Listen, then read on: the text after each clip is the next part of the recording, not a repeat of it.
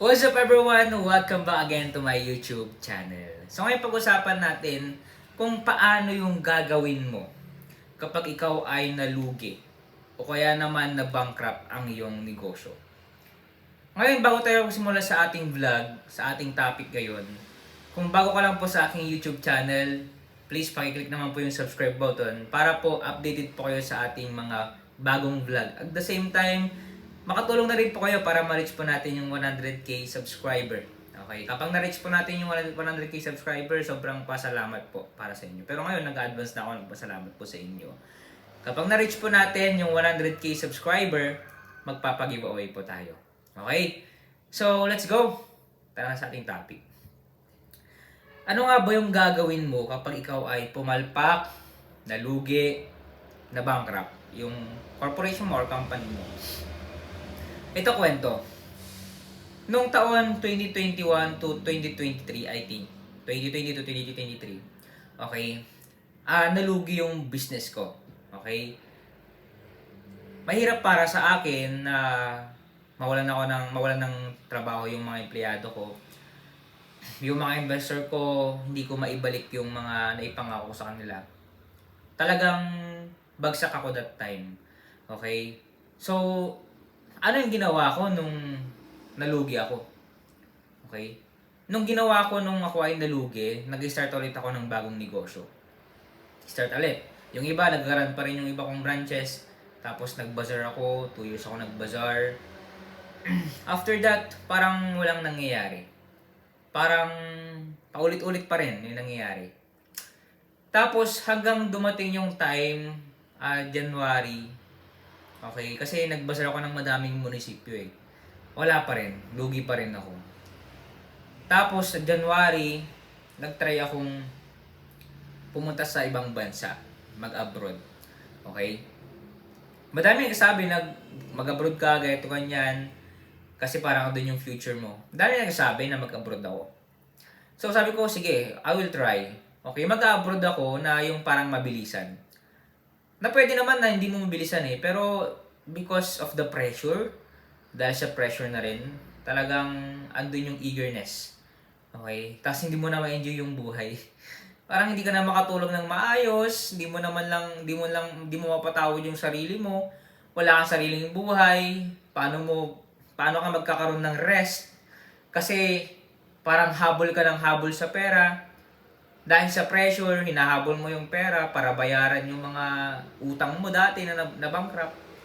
So, nung January ay nag-try ako mag-ibang bansa. Bumili ako ng bag, okay?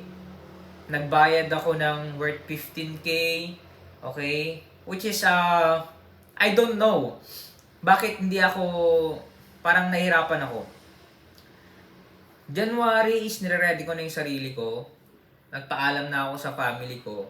Nagpaalam na ako sa leader ko. Okay, that time, sabi ko ganyan. Tapos, blessed sa akin kasi binigyan ako ng support. Okay. Nung nasa airport na ako, ay sobrang hindi ko alam, okay, yung gagawin ko that time. Nung nasa airport na ako, kompleto yung papeles, ganito ganyan, pagpasok ko, okay. Meron kasi tinatawag doon na immigration na mga parang nagbabantay. Ano bang tawag doon? Mga BI ba yun tawag doon? Basta chine-check nila kung tama yung papers mo. Okay, hindi ba ito magti-TNT? Ang TNT kasi parang magbabakasyon ka lang sa ibang bansa. Okay. So dahil mabilisan yung ginawa ko is pumunta ako, okay, sa airport, okay? Tapos, pinakita ko yung mga papers ko. Kompleto ako. Meron akong passport, meron yung mga bank statement ko and everything. So, nung pagpunta ko doon, parang yung sa unang front ng airport, okay? Nung pagpasok ko doon, pumunta ako doon. Tapos, nakapasok ako. Tapos yung mga security guard o kaya mga guard doon, parang in-observe nila ako. Parang kinakabahan ako na ewan. Meron kasi yung time na parang hindi rin ako ready. Hindi ko tanggap. Ayaw kong pumunta talaga sa ibang bansa.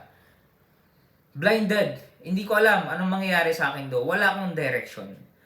Sige, pasok ako. Tapos after that, parang sinita ako ng isang guard doon. "Oh sir, ganito ganyan, ano yung bank statement mo, ano yung kinikita mo ganyan, ano yung parang pasok ng pera mo." Kasi parang may mali dun sa bank statement ko, hindi nagtutugma daw. Tapos in-interview ako dun sa pinaka-main nila. After that, kinakabahan na ako, ganito ganyan, bakit ganito ganyan, anong gagawin mo doon sa ibang bansa? Kasi hindi pwede mag-TD sa ibang bansa. Yung iba nakakalabas naman. Okay, nakakalabas sila. Pero sa akin is, hindi ako nakalabas. Kasi parang 3 days lang ako doon or parang nalaman nila na parang hindi ako magbabakasyon doon, hindi ako magmamasyal doon, kundi parang magte-TNT lang ako. That time, na-realize ko na hindi will ng Panginoon. Siguro, yun na rin, yung mabilis, yung process and everything. Pinipressure ako, stress, payat ko, wala akong direction. Reality naman, wala naman talaga eh. Hindi mo rin naman alam yung future talaga eh. Pero, hindi mo alam yung direction. Wala kang nakikitang, parang, wala kang vision. Okay? Hindi mo alam kung saan pupunta yung buhay mo. Hindi kagaya ng pag meron kang vision, meron kang direction na ibibigay ng Panginoon. Kaya nung time na yon, nung hindi ako napunta, hindi ako na pinayagan, tinatakan yung passport ko, failed, sayang yung mga binayad ko. Na-refund naman yung sa ticket, pero yung mga binayaran ko na masikaso sa aking passport o kaya mga ticket ko, hindi na na-refund. Okay, ang masakit pa doon is, naiwan ko yung jacket ko na black. Hindi, joke lang. Totoo, naiwan ko yung jacket ko, pero binalikan ko, hindi na raw pwedeng balikan. So, syempre, palpak na naman, imbis na nasa ibang bansa na ako, imbis na nakatakas na ako. Hindi, joke lang. Ang goal lang naman kasi natin doon magkaroon ng trabaho, kahit yung simple lang. So, hindi ako pinayagan ng Panginoon. Na-realize ko na kung will ng Panginoon, talaga namang papayagan ka. Kumbaga, in easy way, opportunity yan, ibibigay ng Panginoon. Mararamdaman naman natin yun kung will ng Panginoon o hindi eh. Tapos, sobrang bagsak ako niyan. So, na-realize ko na, okay, trabaho muna ako dito sa Pilipinas. Pero, wala, bumalik pa rin ako sa pagninegosyo. Ang ginawa ko is, nag-business ulit. Okay? Noong una, parang,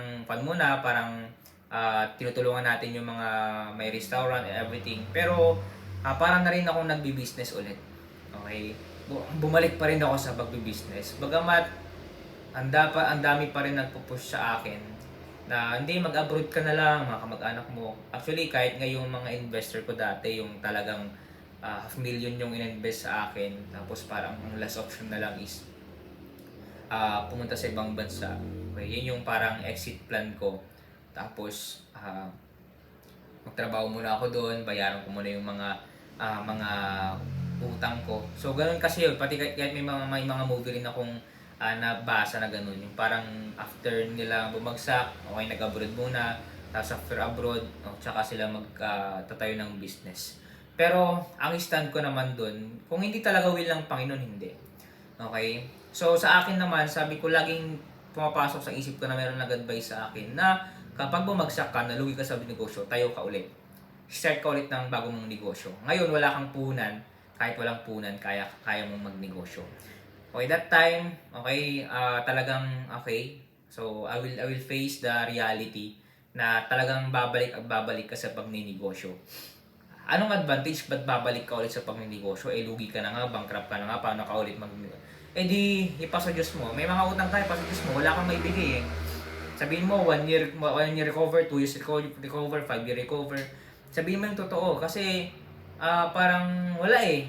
Hindi mo alam anong mangyayari eh. Hindi mo kayang bayaran eh. Kaya sa akin, maganda sa atin is meron tayong Panginoon na by faith, bahala na kung anong mangyayari. Makulong, di makulong. Okay, pero as of now, wala namang nangyayari. Okay, hindi naman tayo, kumbaga, hindi pa tayo nakukulong as of now, di ba? Pero ang pinopoint ko lang is start over and over again. Okay? Start ulit. Bangon ulit. Pag nalugi, bangon ulit. Hanggang mahanap mo kung saan ka talaga. Saan yung, anong negosyo. Okay, kung saan ka magiging successful. Ngayon, magiging maingat ka na. Di ba? Ngayon, magiging matalino ka na. Okay, alam mo na yung pasikot-sikot sa pagninegosyo. Kaya, meron kang learning sa mga pumalpak na negosyo. Kaya ang suggestion ko sa inyo, kung nalugi ka, tayo ka lang agad. Start ko ulit ng bagong negosyo. I-execute mo yung pre-sale kahit wala kang puhunan. Alright? So yun lang naman. Okay? Tuloy-tuloy lang tayo. Okay? Kasi ang advantage ng magnegosyo ka ulit ay ikaw ulit ay babangon. I-apply mo yung mga natutunan mo nung last na lugi mong negosyo. Okay? Advantage yun. Okay? Tapos yung mga mali mong ginawa sa una mong pangalawa, pangatlo mong negosyo na nalugi, huwag mo nang gawin. Okay? Kasi lesson learned na yun. Okay? Kunin mo na lang yung mga possible, yung mga effective, okay, para sa pagninegosyo. Alright?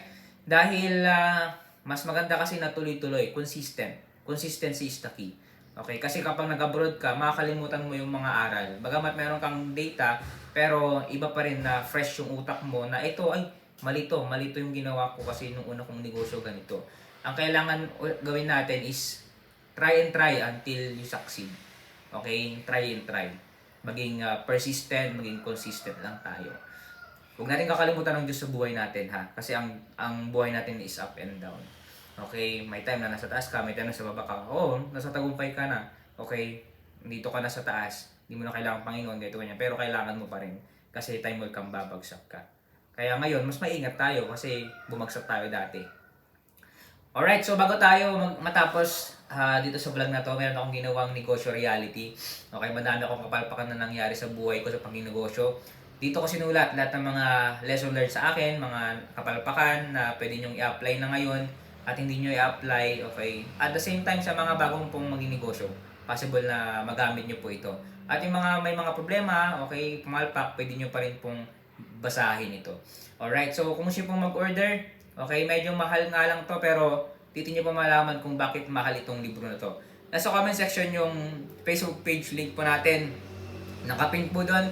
Click nyo lang po yung Facebook page link natin. Okay naman sa description. Check nyo lang po doon. Tapos message nyo po ako. Huwag nyo po kalimutan na i-like, i-follow po yung Facebook page pa rin. Kasi bago lang po yung Facebook page po natin. Alright, dito muna tayo. At medyo napahaba na tayo. Pero sana ay nagkaroon kayo ng idea at naging blessing po itong video na to. See you in my next vlog. Ingat-ingat po tayong lahat. God bless.